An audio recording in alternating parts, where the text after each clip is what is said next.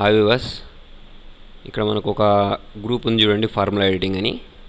ఇందులో trace presidents అని ఉంది. ఈ ఆప్షన్ యూజ్ చేసి ఫర్ ఎగ్జాంపుల్ చూడండి, నేను ఇక్కడ 25 అని టైప్ చేశాను, ఇక్కడ 70 అని టైప్ చేశాను.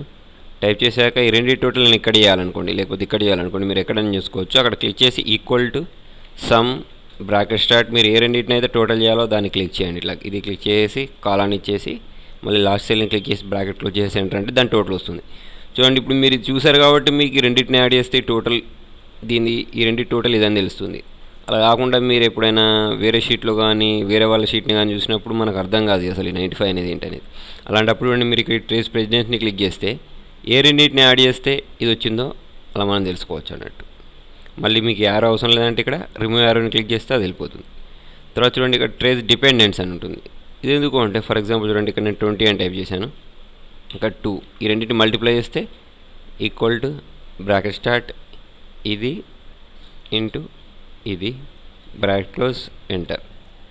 మళ్ళీ ఇంకొక సెల్ది కావాలనుకోండి, అలాగే 3 తోటి చేయాలనుకోండి, ఈక్వల్ టు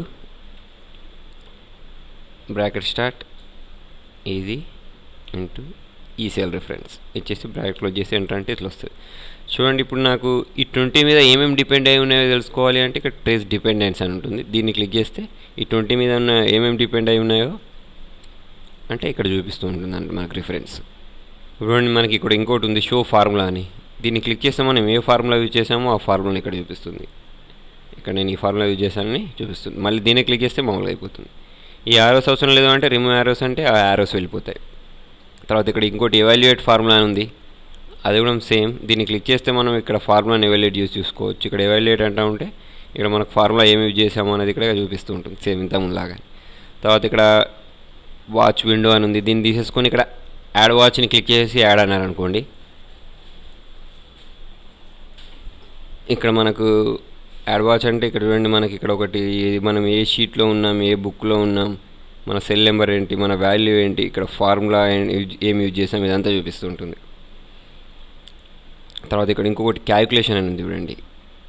ఇది ఎందుకు అంటే ఫర్ ఎగ్జాంపుల్ మీరు ఇక్కడ ఓ 2-3 నెంబర్స్ రాసి పెట్టుకోండి. ఇక్కడ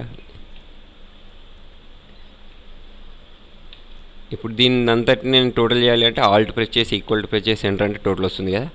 ఈ ఒకదాన్ని డ్రాగ్ చేస్తే అన్ని టోటల్ వస్తుంది మనకు కదా. అలా కాకుండా చూడండి, ఇప్పుడు నేను ఇక్కడ ఒకవేళ నేను మాన్యువల్ అని పెట్టుకున్నాను అనుకోండి, మాన్యువల్ అని ప్రెస్ చేసి ఆల్ట్ ఈక్వల్ టు ప్రెస్ చేసి ఎంటర్ అన్నానంటే నాకు అన్ని టోటల్ రాదు, ఆ ఒక్క సెల్దే వస్తుంది, ఈ రెండింటి టోటల్ మాత్రం వస్తుంది. ఇప్పుడు డ్రాగ్ చేస్తే సేమ్ ఇదే ఫార్ములా అనేది ఇట్లా అర్థమైంది కదా మీకు. ఇక్కడ చూడండి, అంటే ఇదే మనకు టోటల్ మళ్ళీ కింద వస్తూ ఉంటుంది. ఎప్పుడైనా సరే ఇక్కడ ఆటోమేటిక్గా పెట్టుకొని ఉంటేనే మనకు దేని టోటల్ దానికి చేసి చూపిస్తుంది. మీ సలహాలను సూచనలు నాకు కామెంట్ రూపంలో తెలియజేయండి.